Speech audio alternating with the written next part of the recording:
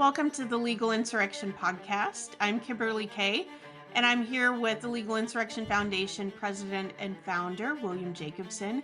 And we have a very special guest. I'm super excited about our episode today and the discussion that we're about to have. We have Dr. Gad Saad, who's currently a visiting professor and global ambassador at Northwood University in Michigan. Professor Saad has pioneered the use of evolutionary psychology in marketing and consumer behavior.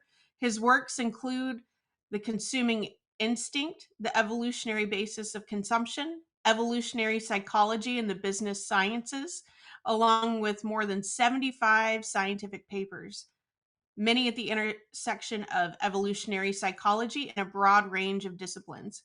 His show, The Saad Truth, has garnered nearly 50 million views and downloads, and he's appeared on countless high-profile shows, including 11 times on Joe Rogan's podcast.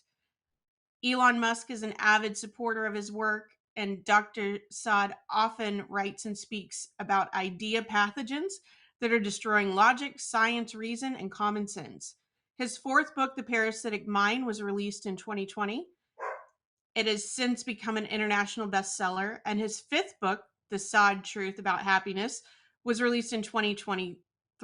And his forthcoming book is entitled Suicidal Empathy. So welcome to our podcast. I'm so excited about this. I have long followed you on Twitter, now X, or whatever it is that we're calling it. And I do want to give a shout out to your book, The Parasitic Mind, which I read very recently. By far one of the best things I've read in a very long time. So to anyone tuning in or listening or watching, definitely take the time to read that. It was very enlightening, even though we work in this space all the time and have for years. I really appreciate your take on some of the things that we'll discuss today. And I really love what you're tweeting and discussing, at least on social media, about suicidal empathy as well. So all of that to say, we're very, very glad to have you here today. Thank you. Great to be with you. I am also thrilled. I do want to give you fair warning. The difference between Kimberly and myself and the questions we may ask. She read your book. I read your tweets. That's the difference in our personalities. And I'm thrilled to have you because really, I think many people think of you as kind of Paul Revere, warning that the regulars are coming. Not the British. He didn't say the British are coming. He said the regulars are coming, and really warning us. And what prompted me to really follow you more closely than I had been in the past was a tweet. And I think we'll put that tweet up on the screen momentarily. And it was from June of 2024. Remember, war is coming to every corner in the West. It might take 5 days, 5 years, or 50 years, but it's coming. The West has committed the greatest self-immolation in human history. Save this post. I did save it. I not only saved it, I wrote a blog post about your tweet. Tell us what you mean by that. I've got my own take, but we'd like to hear yours. Right. So I think one of the difficulties that people have is what I call the ability to extrapolate from current trends, because that oftentimes is very ominous, right? And so one of the things that I talk about in the Parasitic Mind is what I call ostrich parasitic syndrome, which is, of course, the idea that the ostrich doesn't do this, but it's become a metaphor for someone who wishes to ignore reality, bury your head in the sand, and hopefully the problem goes away. Now, one of the ways that you usually solve a problem is you first recognize that you have the problem, right? I mean, if you go to see your physician and God forbid he or she says that you've got cancer, and your answer is, well, there is no such thing as cancer. And if there is such a thing as cancer, it's probably a Jewish conspiracy, so I'm not going to take it seriously. Well, then you're probably going to die of cancer while you negate the fact that you have cancer. And so I think that the spirit of that tweet, at least the somber element of it, or the indignant element of it, is that here are these patterns that people should be picking up, but they merrily go to the abyss of infinite lunacy, completely unconcerned with what any thinking person should be able to, connect the dots. Look, it I get so angry at it that I have to take a deep breath. I come from Lebanon. In Lebanon, everybody lived nice and happily until they didn't, right? But it's because Lebanon had a certain set of realities that the end result could only result in civil war, which is to have a perfectly tribal society where everything is rooted in which religious group you belong to. And for a while, it could go along nice and peacefully, but the end outcome, the extrapolation, has to be that you're going to end up in a debauchery of civil war. So when I predicted in 5 years or 50 years or whatever it is, 500 years, all I'm saying is the the markers are playing out in front of our eyes. For example, if you let in millions of people into your country through open door immigration policies, and these people do not share any of your foundational values, it probably doesn't take a fancy professor to put it all together for you. It might take a long time, right? In some cultures, it only takes 5 seconds for the thing to blow up. In some cultures, it might take 500 years, but it will happen. And so that's really the general gist of that tweet. And a lot of people want to dance around what the problem is. Okay.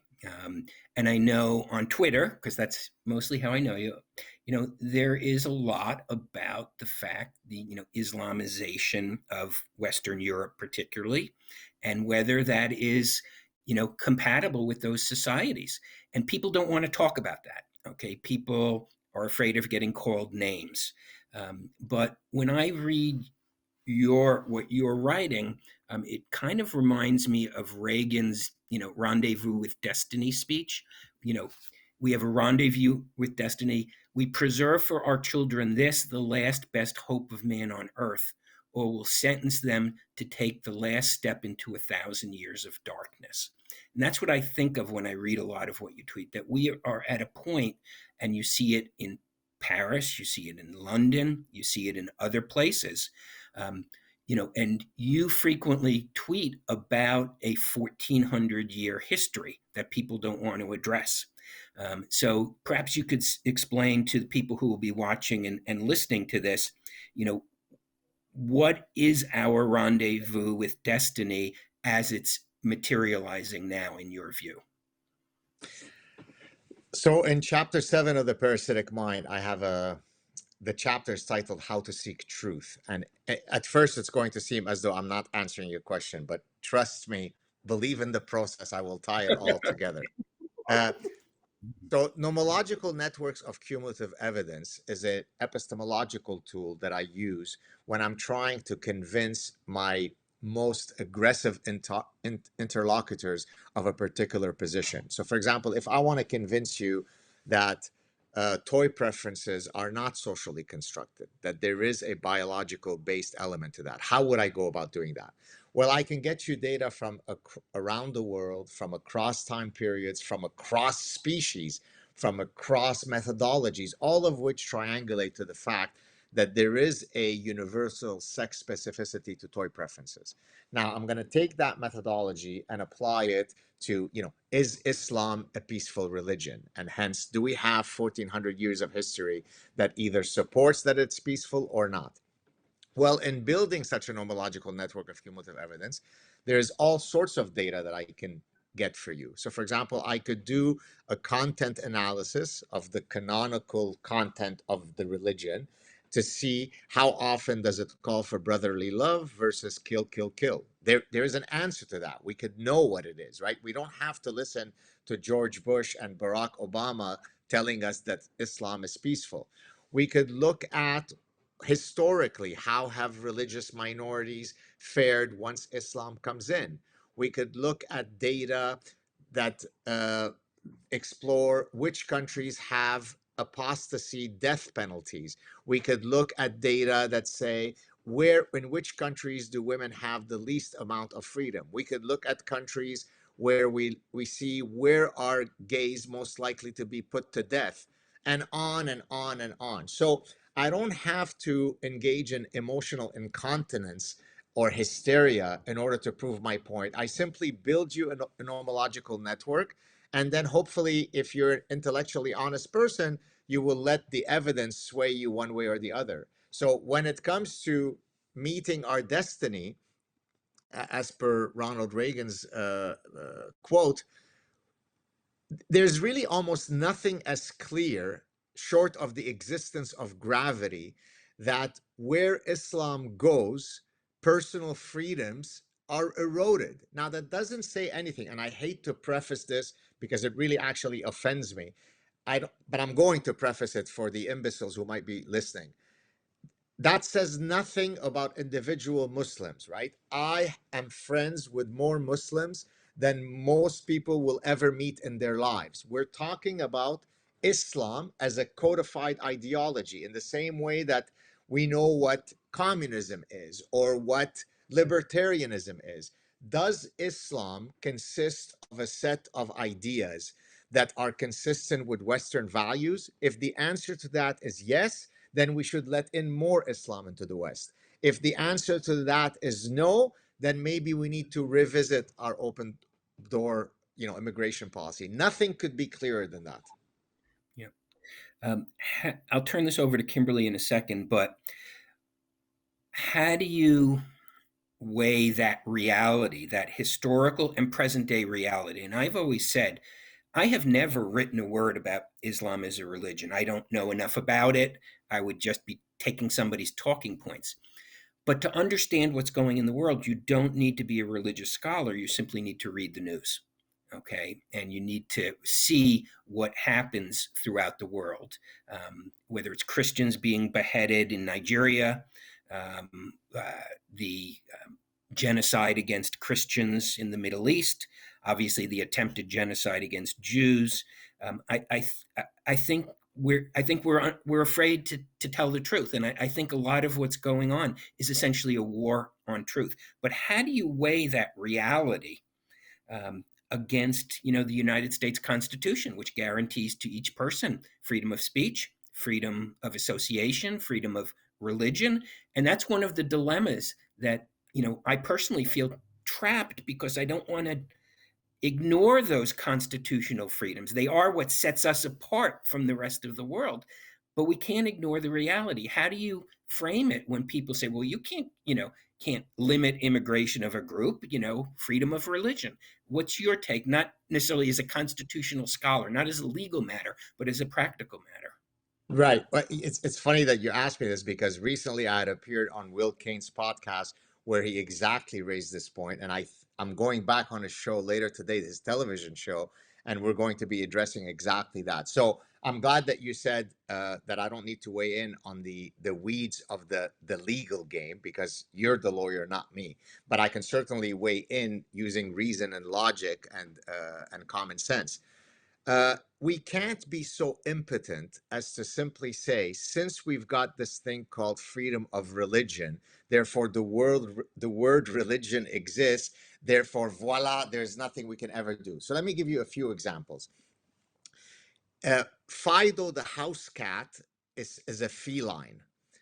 The adult male lion in the African savanna is also a feline.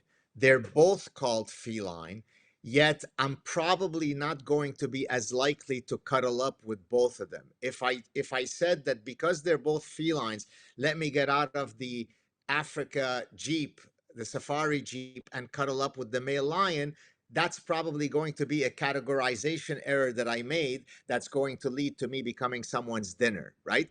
Here's another analogy.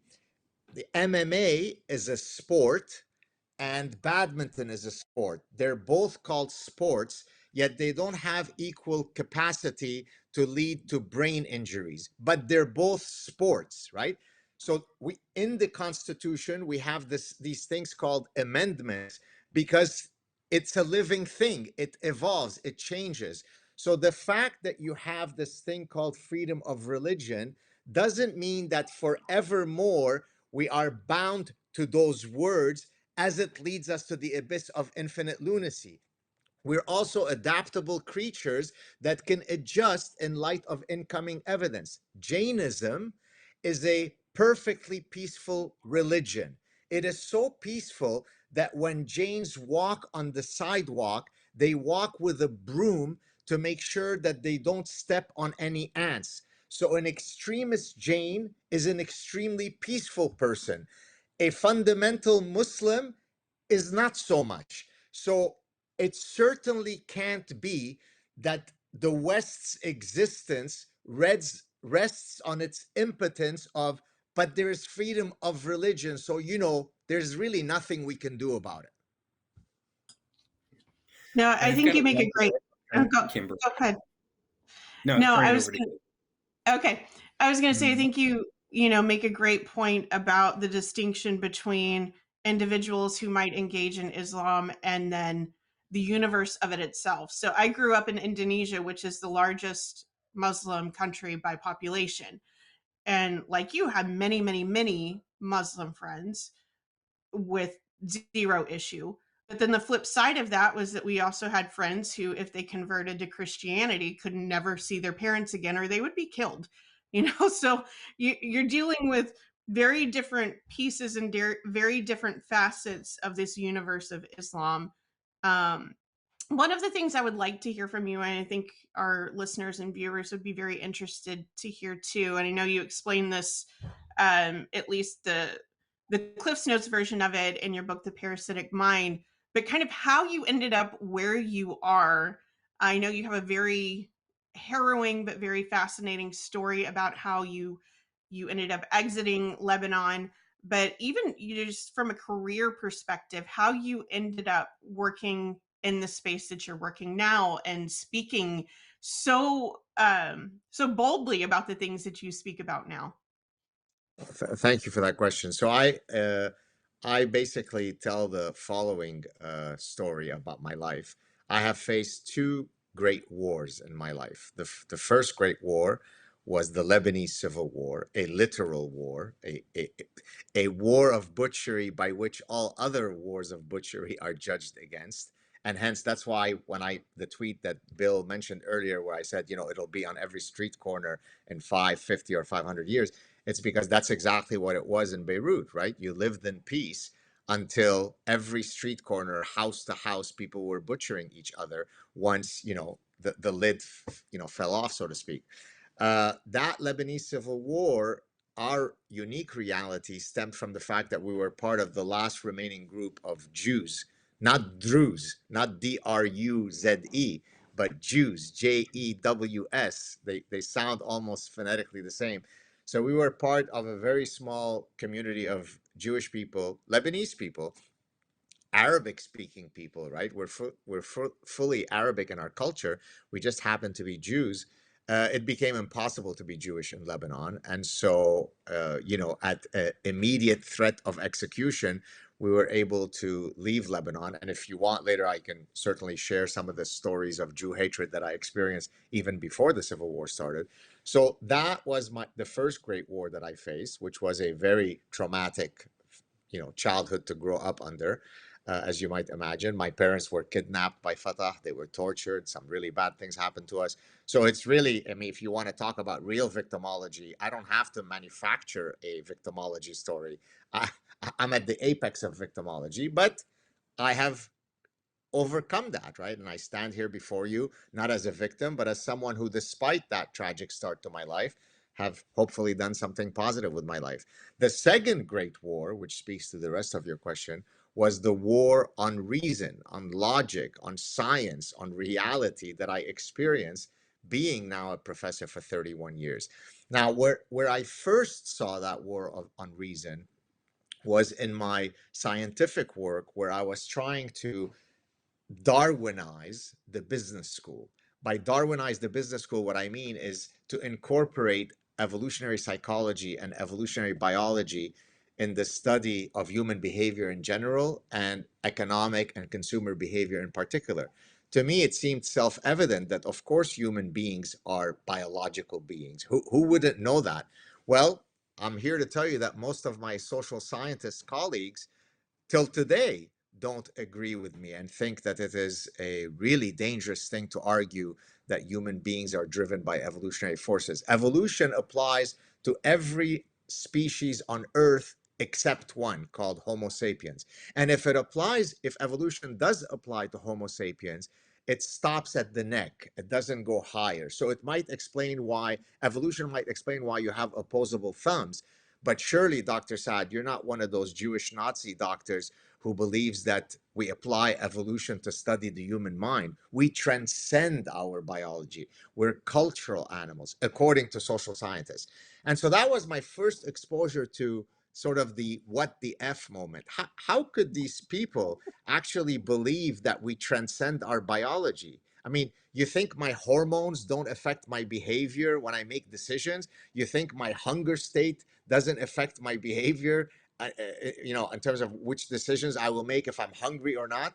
And so what to me seemed self-evident was terribly controversial, and it continues to be terribly controversial in the social sciences. So those were the two original places where I faced some variant of a war, either a physical war, or a war on reason. And the unique attributes that make up my personality don't allow me to be quiet. In other words, I never modulate what I'm going to say, because you said, how come you speak so boldly and so on? I don't know how to be anything other than what I am, in that I don't have a strategic mindset that says, well, I better not tweet this because there might be these repercussions. Because the greatest cost to me would be me criticizing myself for being fraudulent. And for me, if I modulate my thoughts, if I modulate what I say, when I go to bed at night, I can't sleep because there was an attack on truth and I cowardly walked away from defending it. And therefore, I worry less about the external enemies than I worry about my own self-criticism. And therefore, I stand and talk, and I don't give a damn what people think. You're in good company there. So no, thank you for that. Thank you for answering that and for your explanation there. What do you have, Bill? I know you yeah, have some burning questions before. sure. So you introduced me to the concept of the wood cricket. I actually had to Google it and look up. Explain what your wood cricket. Yes. I don't know if it's an analogy or it's a insult, but explain it. It's both. It's both. Some of my best insults are quite poetic in nature. People say that I can tell you to go to hell, and you look forward to the journey.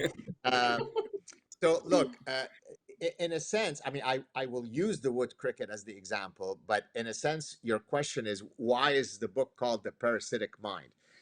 Because the wood cricket is a manifestation of these neuroparasites. So I'll answer the more general question first, and then I will give the specific example with the wood cricket. So as I was trying to come up with a framework to explain how it could be that human beings could be so zombified in their ideological capture, I started scouring the animal literature, which is exactly what an evolutionist would do, because oftentimes when you're trying to argue that some human behavior is evolutionary based, you look for homologies, equivalences in other species, right? So when I mentioned earlier about toy preferences, it turns out that sex specificity of toy preferences of human infants is the same as it is for rhesus monkeys, vervet monkeys, and chimpanzees. Well, surely you can't argue that the parents of rhesus monkeys are engaging in patriarchal sex typing, right? And so that must suggest that there is some innate evolutionary based mechanism that's driving those toy preferences. Well, so I took this idea and I said, well, let me now look at the parasitology literature. The parasitology is simply the study of host parasite interactions, but a parasite could be in your intestinal tract. So a tapeworm will parasitize your intestinal tract. I was looking for neuroparasites. So these are actual parasites that go to a host's brain, altering its circuitry and hence subsequent behavior to suit the interests of the parasite to the detriment of its host. And that's when I had my aha epiphany moment. Aha, I will now use this neuroparasitological framework to argue that human beings can be parasitized by idea pathogens. Now, specifically the wood cricket. The wood cricket abhors water. It wants nothing to do with water. When it is parasitized by a hairworm, the hairworm needs the wood cricket to jump into water so that it could complete its reproductive cycle. So the hapless, poor, zombified, parasitized wood cricket will happily jump and commit suicide in the service of the reproductive interests of the hairworm. Therefore, hashtag queers for Palestine is a wood cricket, because when my queer identity is the manner by which I most want to present myself to the world, would it make more sense for me to support a society that is unbelievably queer friendly called Tel Aviv, for example? By the way, that's literally true. Short of New York City, San Francisco, Montreal, Tel Aviv is right up there amongst some of the most queer-friendly places in the world. Or should I put all my chips behind Gaza, where I'm happy to report to both of you that they have discovered through their very powerful psychoanalytic procedures, a new gravity-based conversion therapy to solve your queerness. It's called "We Throw You Head First Off Buildings," the tallest buildings, because, oh, by the way, it's inscribed in Islam. So if I am a wood cricket queer person, should I go with Tel Aviv or should I go with Queers for Palestine? Well, because I studied at Wellesley and therefore I am much more enlightened than the rest of you, I put up a sign that says Dykes for Palestine. You know, it's funny. This is why you're such a good guest, because you're always one step ahead of me. I want to hold this up. My next question was about queer. How do you explain Queers for Palestine? I have to throw in there though, like really quickly. All right, I'm done with questions. You've answered everything. No, just joking. No, we were real quick. Okay. Can I pop in real quick before you get there?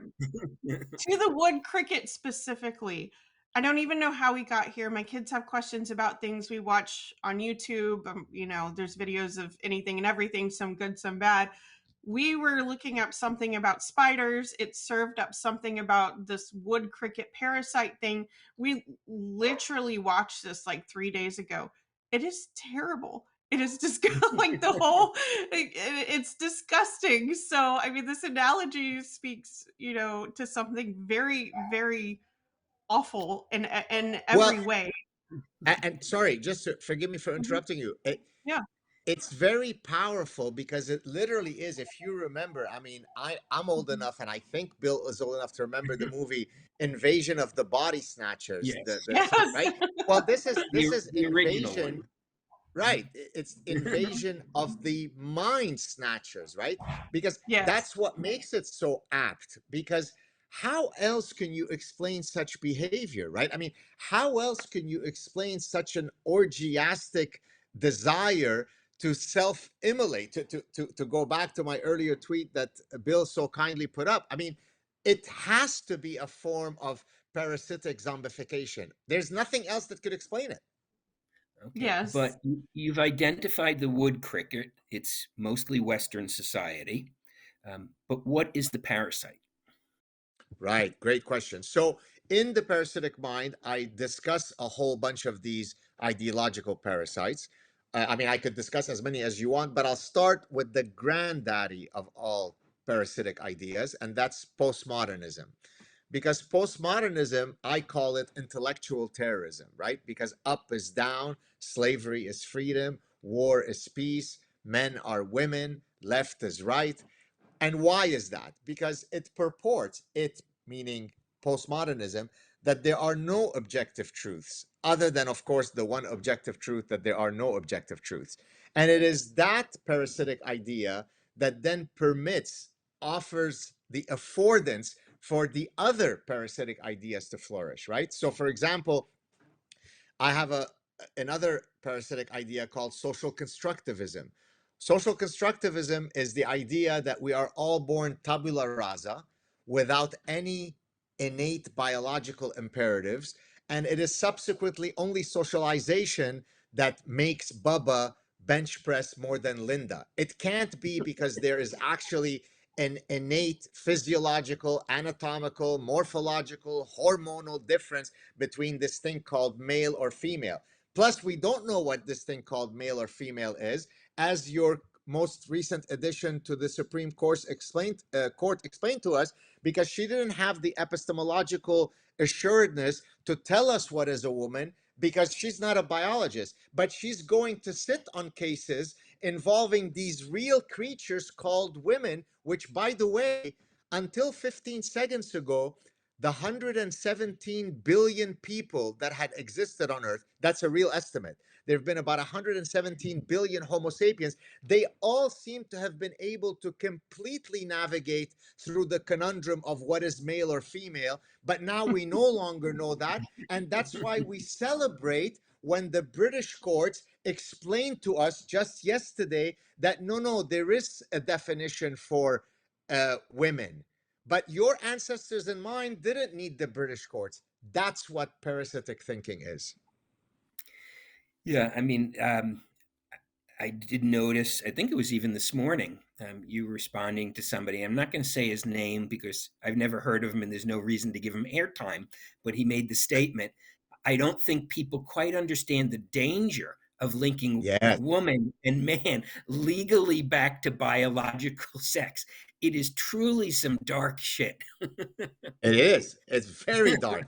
I mean, imagine, to think that when I decided to marry my wife, I presumed that she was female and that that would be the optimal way for us to, what's that word called? Oh, reproduce. Uh, that was just complete happenstance. It was because I believed in this transphobic idea that I shouldn't mate with women with penises. And it was through that happenstance that I ended up having children. But had I not been parasitized by transphobia, I would still be trying to attempt to mate with a woman with a penis. Um, I'll turn it back over to Kimberly, but I do have more questions later. So I do have a question for you. I don't know if this is new, and maybe you can answer that as part of this as well. But there seems to be at least a growing trend where, with these particularly pernicious ideas, that these groups of people or these individuals who choose to be parts of these groups of people want to be identified solely based on whatever label they've chosen. So if they decide that they're trans and they've joined this group, then that's all there is to them as a person. So my question is, do you see that as a new trend, or is it just more pronounced because we have social media? And then also, where do we go from here? Where we're basically taking an entire complex person and breaking them down, at least by their choosing, into one tiny aspect or preference or delusion or whatever it is, and they're surrounding and basing their entire identity based on this one tiny little trait.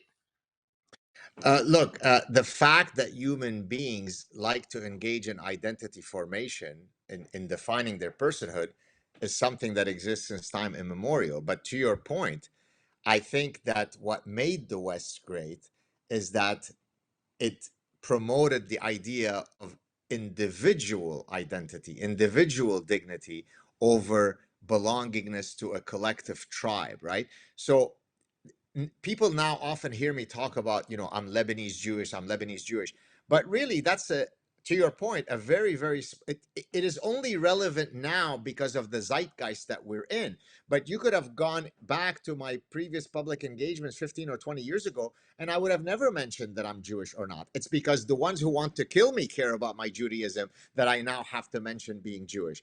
I present myself to the world as Gad Saad, and I'm a collection of hopefully many good qualities and hopefully not too many bad qualities. And I wish for you to judge me based on the totality of those traits. Once you lose that reflex to elevate the individual dignity of a person over some irrelevant either tribal or collective marker. I'm trans, I'm Muslim, I'm this, I'm that. It doesn't lead to good places. And as I said earlier, that's what happens in Syria. That's what happens in Rwanda. That's what happened in the Balkans. That's what happened in, of course, Lebanon. It's never good when collectivism supersedes, sublimates individual identity. So, for all sorts of reasons, I agree with you, and I think it's tragic. Talk to me about academia. Wood cricket, parasite, combination of the two, your experience. I have my own, and I've spoken a lot about it. But Sure. what role has academia played in the trajectory that we're on? Well, all of the parasitic ideas that I discuss in my work, and certainly in the Parasitic Mind, all of them, every single one of them, were originally spawned on university campuses, because to kind of channel George Orwell's sentiment, it uniquely takes intellectuals to come up with some of the dumbest ideas. And now the answer is, well, the question is, well, why? How could it be that, objectively intelligent, educated people called professors can come up with dumb ideas? And I think I've got a pretty compelling answer.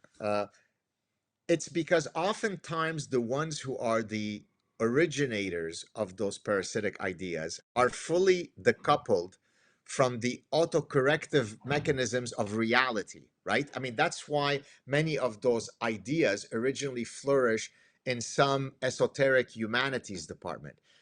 It's not coincidental that the least likely places where you saw these parasitic ideas in academia were traditionally not fully inoculated, but traditionally much less so in the business school and in the engineering school, because you can't really build bridges using feminist architecture, and you can't really build bridges using postmodernist physics, just like you can't build economic models that either make you a lot of money or make you lose a lot of money using postmodernist econometrics, because those fields are wedded to reality. There is an autocorrective slap in your face if you espouse nonsense. But if I am in intersectional underwater lesbian dance therapy, then I can engage in this kind of pontification in front of a bunch of completely gullible students, and they all look at me and say, wow, what profound nonsense you must be spewing, professor. It must be I'm too dumb to understand it.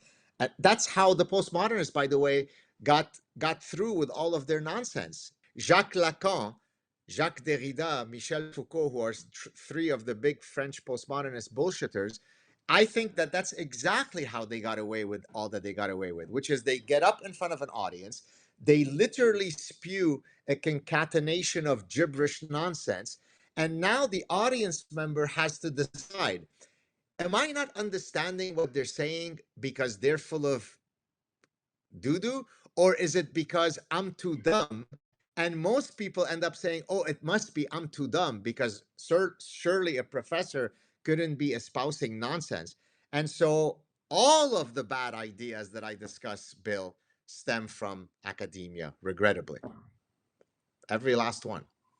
So I do want to go back to your book, The Parasitic Mind. Again, I have just nothing but praise for this book. Even if you think you know a lot about pernicious ideology and the detrimental impact it's having on the West and culture and ideas in general, this is something you need to read. Can you tell us how did this book come to be? Well, remember earlier I was talking about the two great wars I faced, the war in Lebanon and the war on reason. So it's really a book that's been writing, simmering in my head for much of the past 30 years, because what started off early in my career as me noticing that fellow social scientists did not agree that human beings are biological beings, and I would stop and say, well, "What do you mean? How could you think that we're not biological beings? What else are we? What did they study in medical school? They study that we're not biological beings." And so, and it just accelerated from there. I would be sitting on granting committees where we decide who's going to get a grant, and the grants were on queer mathematics and queer architecture and feminist whatever.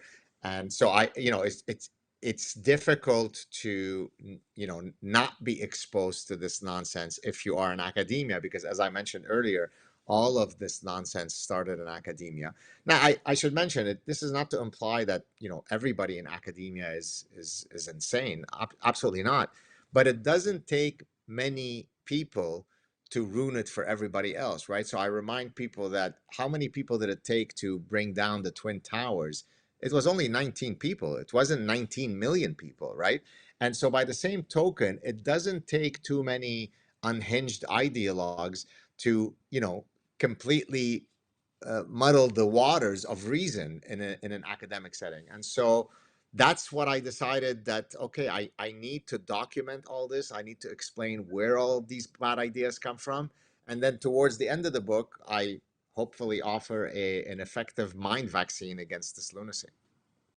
No, I really enjoyed it. And I mean, it's one of those that I know that I will go back and read through periodically too, because it's one that you just need to digest a little bit and then go back and read again and digest a little bit more. Um, so yes, again, if you haven't read it, definitely be sure to check it out. You can find it on Amazon and all the usual places. Thank you. I appreciate the kind words. So the question I have, because I know we're getting towards the end, is it too late? Is it too late for Western civilization? Have we become so zombified, so paralyzed that we can't turn back? Have we crossed the point of no return?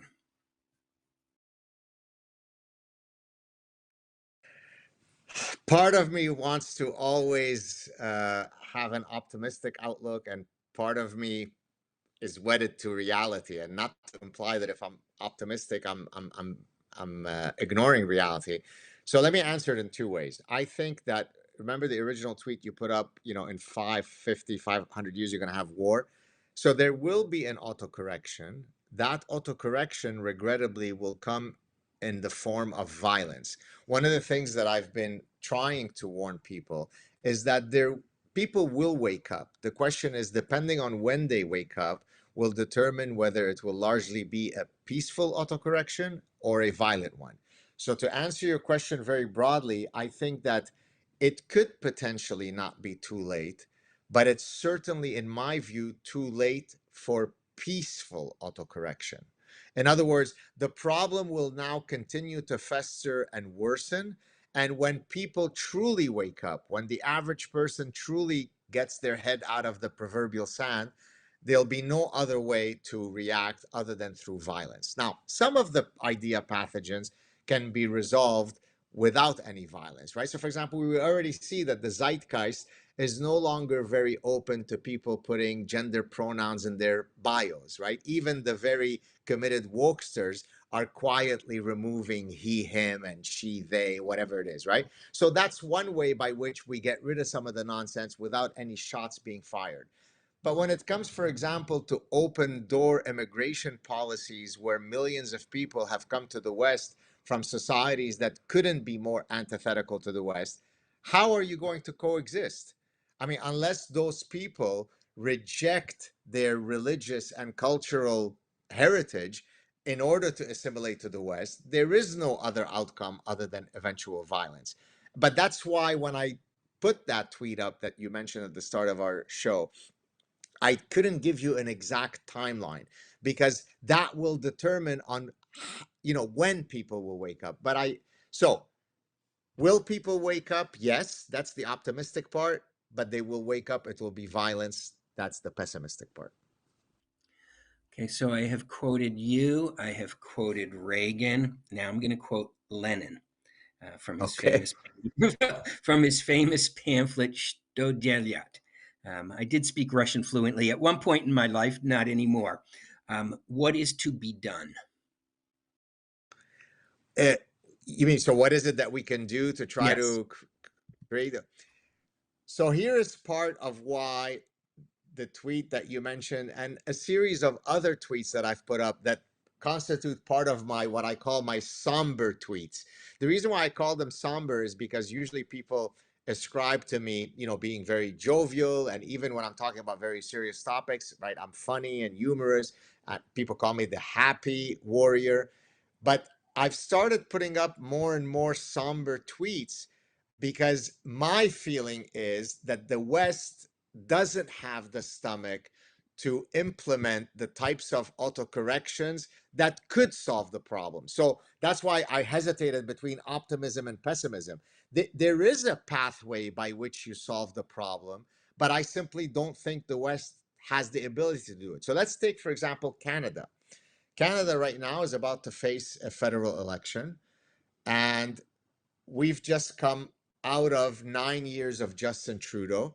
By every conceivable metric by which a society is judged, on any metric you want, we are astoundingly worse.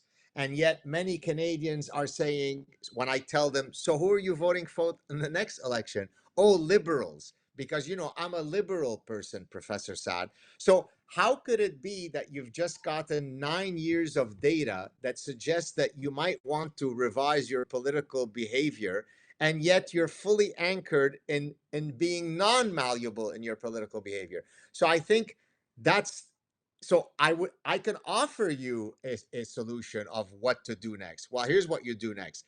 Not a single person who practices an ideology that is in any way contrary to the Western foundational values has a right to be in the West. Do you think that that's going to be implemented, given the original question you asked me about freedom of religion?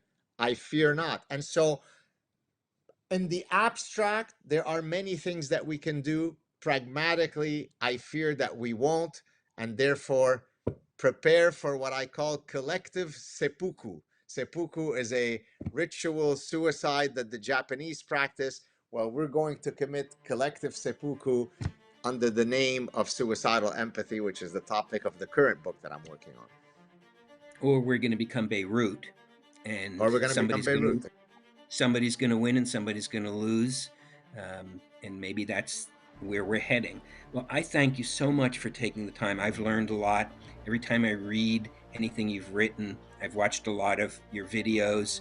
I really learn a lot, and I can only imagine what you must go through. I mean, I stopped picking up my phone at the office in 2009.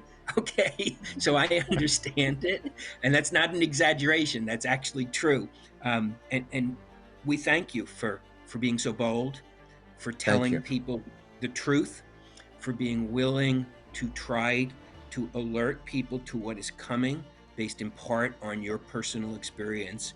And we thank you a lot, and we hope that all of the people watching this will buy your books and retweet you, and more than anything, realize what's happening. Thank you so much for having me. It was a real pleasure. Keep doing your great work. Thank you. Cheers. Yes, thank you. Take care. Take care, guys. Ciao. Bye. Bye.